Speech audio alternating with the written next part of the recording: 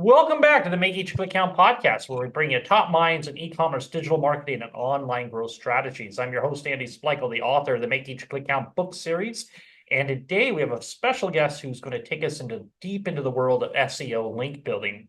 Joining me is Morgan Taylor, the co-founder of Jolly SEO, an agency that specializes in creating future-proof, Google-safe backlinks and media mentions. Morgan has over 8 years of experience in SEO and is dedicated to helping businesses build white hat backlinks that boost their search engine rankings safely and sustainably. If you've ever been frustrated by backlinks that crumble under Google algorithm updates, then this episode is going to be for you. Morgan's expertise goes beyond just theory. He is in the trenches helping businesses grow their organic traffic with earned backlinks and smart SEO strategies. In this episode, we are going to unpack how to build high authority backlinks, the importance of white hat SEO, and actionable insights you can implement to future-proof your SEO efforts. Welcome to the show, Morgan. Hey, Andy, thanks for having me on. Yeah, we're excited to have you. Now, can you start by telling us how you got your start in SEO and what led you to co-found Jolly SEO? I suspect like a lot of people that are listening, it's a similar story. Our start or my start is pretty organic. I didn't set out to get into SEO initially. Actually, about 9 years ago, I was still bartending part-time. I was doing content work on the side as a freelancer.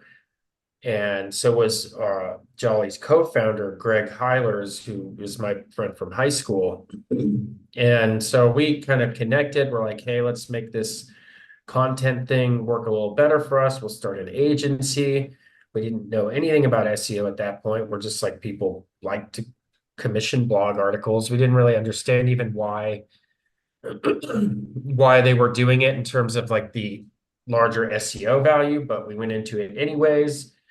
And through that process, we didn't we didn't make a ton of money or anything. We had clients, but we had one client who kind of showed us the ropes in terms of a particular link building technique. And we were like, we can do this. We can leverage our content skills to do this. And it kind of took off from there. And since then, we've been focused on link building, and we use our content skills to do the outreach for that. So, and since then we've really leaned into kind of specializing in that aspect of SEO, although at this point I am familiar with pretty much all of the, facets. So technical, content wise, that kind of stuff as well.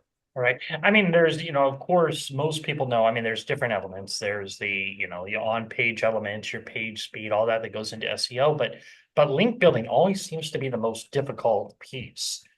I guess you do the link building for your clients. Do you do the other pieces as well? Not typically. We do content sometimes. That's usually part of a larger strategy where we need them to have certain pieces of content to assist in the link building. We'll do audits for clients, but we don't offer those as other services. It's really a link building agency, although it's something we're interested in trying out in the future, being more of a holistic SEO agency in that sense. So how do you do it? I mean, how are you getting legitimate? I guess say legitimate because it used to be when I started, and I used to work for an e-commerce company back in the 2000s, and I mean any kind of link was fine, right? A directory link, as long as Yeah. it linked, Google would say that's great. But now, I mean, for it really to count and to move the needle, it's got to be a solid link. How do you go out and get those for your clients? Yeah, and it's actually something I know you mentioned link building is a struggle for a lot of people, and I would agree. Traditionally, link building is associated with having a team that can do outreach to websites, somebody that can do the content, all this kind of stuff. There are techniques that you can actually do by yourself. And I'll share that in a second. But to your other point, how do we ensure that a link is high quality?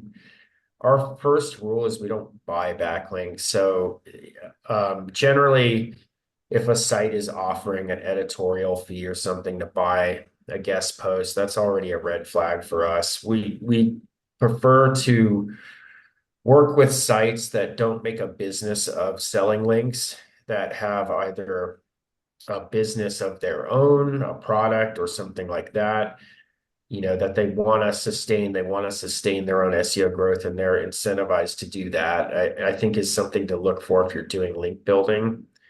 The other thing we do is use platforms. There's one that used to be very famous. It's now changed names, but a lot of people who are listening might know, called Help a Reporter Out. And there's a Harrow. variety. Yeah, Harrow, exactly. You might know it as that, right? So it's now called Connectively. The original founder, Peter Shankman, started his own thing called the SOS newsletter, but the principle is the same all around. It's journalists and bloggers who are looking for contributors to their piece. So maybe a business owner or anything, like anyone who's listening, I guarantee you have a title that some journalist is interested in quoting you in an article about. And that's a way that you can actually relatively easily get backlinks to your site from quality websites by contributing even just a single quote. So I know people who maybe devote a couple hours a week or a month even to just send some pitches to journalists for free on these platforms and get some links. It's not really scalable by yourself. And but it is a way to do it with a much smaller team and a much smaller time commitment than you might think. So I just thought that was something people might find interesting if they are struggling or don't have the budget to go outside for link building. Yeah, that's a great tip. Now, do you use that for your own clients, or are you using different techniques? That's one of the techniques we use. We use about, at this point, we aggregate about six, all the opportunities from about six of those platforms. There's Harrow, Help a B2B Writer, ProfNet, SOS Newsletter, Quoted, all of these ones. It's yes, 5 years ago or so, even less, you used to be able to just use that single newsletter, but it's not really the case anymore if you're trying to do it at scale for like on an agency level. We also submit post ideas directly to websites that meet our criteria. Like I was saying before, if they have a real product or service, they're not selling links, they look like they have healthy SEO growth.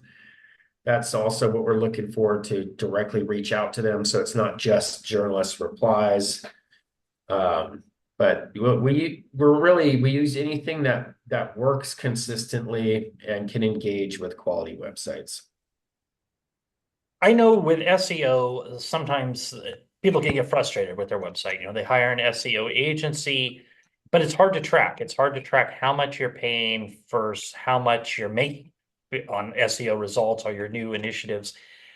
With backlinks, I'm curious, do you see a quicker rise in the organic rankings?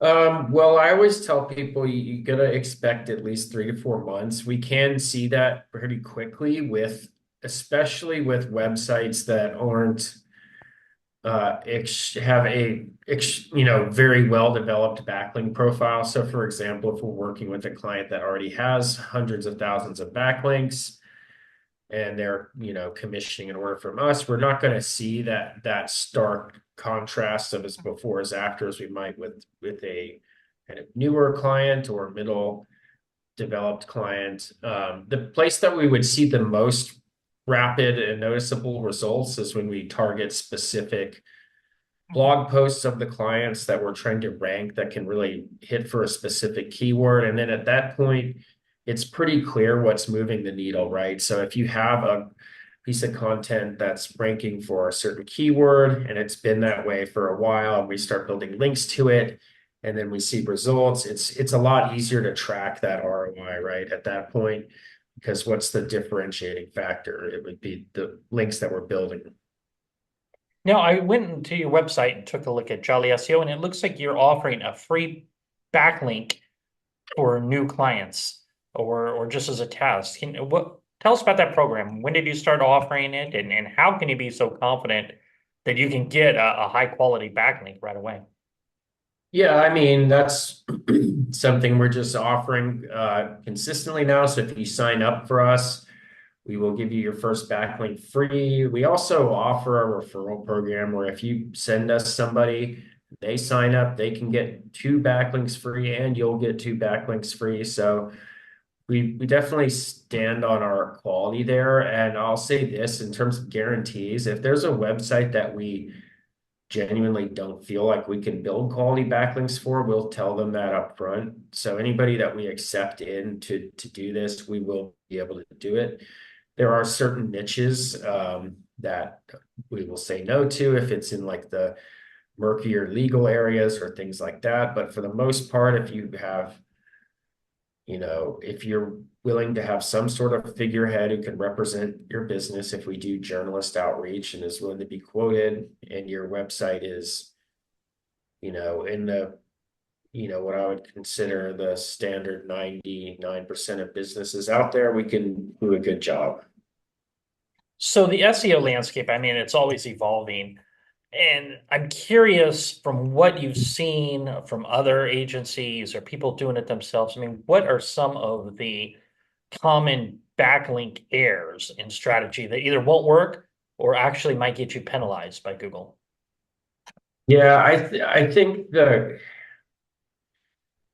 one common error is just sourcing your backlinks through either random emails you get into your inbox or through a freelancer you don't know through Fiverr. Most of those people are just basically going to source their domains that they're going to link from through either a backlink catalog or a private blogging network or something of that nature. At this point, I think it pays to take at least a good subjective look at any target domain you're going to work with. If you look at a domain and you can see, and if your first impression is I don't see how anybody's actually reading this content or engaging with this website in real life to actually get value from it, I would avoid it. So if you see a website that's like something news daily and you've never heard of it, and it has, a category for every single niche, it doesn't seem to actually have a honed fan base on a specific niche or anything like that, those would be red flags for me that are easy to avoid. At this point, also, I would avoid, because of the way Google is now, trying to force in awkward keyword anchor text into your link building is not going to fly like it used to. So if you're working with somebody, or if you're trying to, even if they're reputable and you're trying to say, hey, we have to have these exact specific long tail keywords for our anchor text, I would steer away from that at this point and allow whoever's doing the content to find a more natural fit. Those are things that will stand out to Google as being an unnatural backlink. So to sum it up, take a look at the domain you're prospecting or somebody's presenting to you to build a link from. Especially if they're not in a reputable network or you've been referred to them or someone like that, and especially if it's guest posting, right? And then secondly, try to not focus so much on the insertion of awkward anchor text into the content when you do link building. Most people who will allow that kind of thing, I would also be suspect in terms of the quality of the links they're providing as well. So, And so people that don't know, like anchor texting is the actual keywords that you're putting the hyperlink on, correct? exactly, yeah. So it's whatever the word or phrase that the hyperlink is. I know historically, especially a few years ago and even longer, there has been this emphasis on extremely specific anchor texts or hyperlink word matches for specific keywords. I think Google is more savvy these days in terms of that. I would also try to find, I guess, as an add-on to that, try to find ways to be more creative with your internal linking. So rather than have a link builder links directly to your service page, which is not a natural place to link to in an article, right? I mean, why would somebody naturally link to a product page or a sign up page in their article? Maybe try to find ways to link to an informative blog post on your site, and then you can internally within your own site structure link to that service page that you want to. Would be another way to do it. Now, you had warned what kind of sites to avoid trying to get links from. I'm curious, can getting links from certain sites actually hurt your SEO?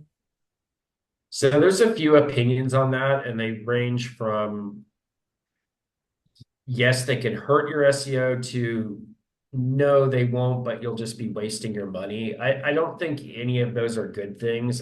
I do think there are sites that are such low quality they can harm your SEO, but most I would also caution people about engaging in a massive what we call disavow campaign. So that means requesting that Google actually ignore a bunch of existing backlinks. I think for most backlinks, unless they are very toxic, the most likely case scenario is that Google actually will just ignore them. And if you spend money on them, you'll have wasted money on them. But that's obviously not a good outcome either. But that's just my opinion. Like I said, it does differ in the community. So let's talk about the content. So Jolly SEO, it emphasizes high quality copywriting in your link building.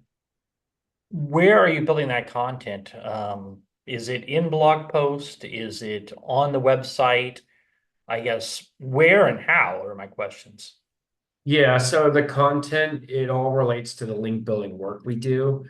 Um, when I mentioned platforms like Hero or Journalist Outreach, you need writers who can write good content to write a good pitch to a journalist that will actually get picked up and used in a featured article that journalist does. So that's where the content comes into play. It either there or when we actually submit guest posts to websites that they will use, you need to be submitting something good. Otherwise, the editor at the sites will reject it. So if you're offering to a website, hey, we'd love to write this article for you, if you'll allow us to leave our links in, which would then link to our clients, right? But the content needs to be good to be accepted by the website. Our writers undergo a training process in-house. We have it pretty standardized, especially for journalist outreach. But we also place a high, value on prior writing experience that writers have before they come in. So I wouldn't take the content aspect for granted or, assume that anybody can just plug it, a prompt into a GPT and get You that. know, you were going, you knew exactly where I was going. What about AI? How is AI affecting content writing and do you guys use it? Yeah, so the way I've viewed AI, and when I go to some of the conferences like MozCon or Brighton SEO, the main emphasis is on adapting. So AI is, at the end of the day, a tool. It's not a real replacement for a qualified writer. You still need people to proofread, to edit, to do all these things. We've tested it. We still see superior results with a writer essentially doing the majority of the work. We do allow writers to use it for certain things, especially in terms of helping to get more technical information. It's lowered the cost of content creation by a lot. I think it's most impacted low and mid-tier writers that, previously might have been able to count on a large volume of content. People aren't willing to pay that same rate. But in general, I think for most SEOs, if you come at it with an open mind, it's a tool that you can use, right? So and it goes beyond just the content writing. You can do it to with web development, you can have it do Google search prompts, all kinds of things. So it's helpful across the board. So what verticals, what type of clients are you guys working with and who typically sees the best results? Yeah, we work with quite people all over the place. Most of our clients are service providers. They have their own services, whether it's, legal, software dev, that kind of thing, financial niche. We work with agencies who then use our links to help their clients. I'd say the most successful clients have they have an actual SEO strategy going on right outside of just the backlinking. So they're doing content, they have a well-developed site, niches that tend to be the easiest to get high end links on. I would say marketing, tech, business, finance, legal, but really lifestyle as well.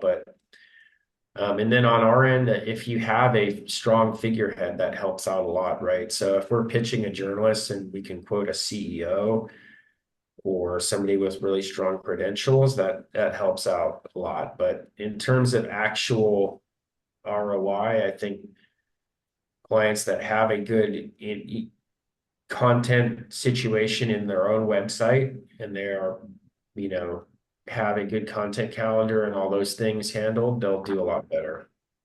Now, it seems like with these type of backlinks, I mean, it's going to be a lot of hands-on work for you guys. How do you bill? Is it based on backlink? Is it hours? Is it retainer? What's the fee structure look like? Yeah, so we don't work on retainer, like a flat retainer, which is appealing to a lot of people. I know when it comes to digital PR and stuff, a lot of times you're just paying a flat retainer. You don't know what you're going to get. So we just bill for the actual links that meet our criteria that we've agreed on with the client. So if we build a link and the preset agreements, like say it doesn't meet them somehow, that will be a free backlink. But we only bill for what is agreed to meet certain metrics that are predefined, and that's that. So it's a simple billing format. And is it the same per client or is it different per industry? It's the same, although we have done for certain clients, we've created a custom structure with them. Some clients want, their enterprise level, they want to review every single pitch we send out. So maybe we will bill per pitch with them.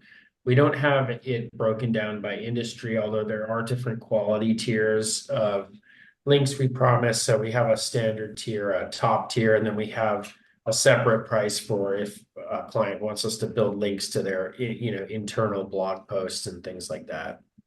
And is it just go out and get as many as you can, or is it I can afford 5 links this month? It's more the latter. So we'll have clients set their budget because, I mean, we wouldn't want to just go out and grab 30 links if a client isn't prepared for that budget wise, right? So they'll set a monthly budget goal with us typically. And how can an interested client learn more about working with you guys? Yeah, you could visit our site at jollyseo.com and book a call. There's a simple call booking form. You'll speak with either me, Greg Heilers, or Chris Green, who does some of our calls as well. Or you can reach out directly to Morgan at jollyseo.com, shoot me an email, find me on LinkedIn. And we also have a Facebook group as well on White Hat Link Building. So if you type up Jolly SEO Facebook group, the search will probably come up on Facebook. Well, this has been great. Is there anything else you would like to add before we wrap it up today?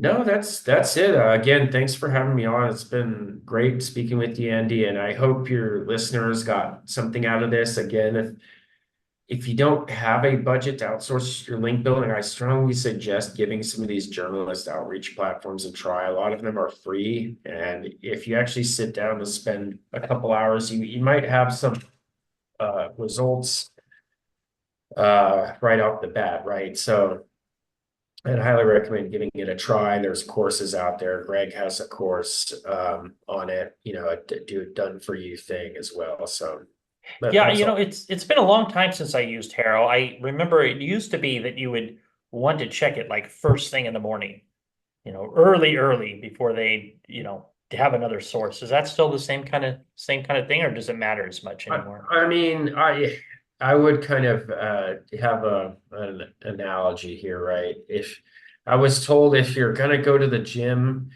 the best thing to do is go first thing in the morning because it's good for your, your body's metabolism and this and that. But if you can't, you're still better off going to the gym at some point, right? So with those newsletters, sure, it's good to if you're going to use the like absolute best practices, sure, it's good to hit it right when the newsletter comes out. I wouldn't at all use that as a deterrent to not pitch on it if you can't make that time. Yeah. But that is one good thing about us having team members, globally, that it's not that we can do it, but I would still rather be out there pitching than not, just because I think I can't make it when the newsletter comes out that exact minute. Right. Yeah, no, that's a great analogy. All right. Well, thanks for joining us today, Morgan. Yeah, of course. Thanks, Andy. For listeners, remember, if you like this episode, please go to Apple Podcasts and leave us an honest review. And if you would like to connect with Morgan or Jolly SEO, you will find the links in the show notes below. In addition, if you're looking for more information on growing your business, check out our podcast resource center available at podcast.makeeachclickcount.com. We have compiled all of our different past guests by show topic and included each of the contact information in case you would like more information on any services discussed during previous episodes. Well, that's it for today. Remember to stay safe, keep healthy, and happy marketing. And I'll talk to you in the next episode.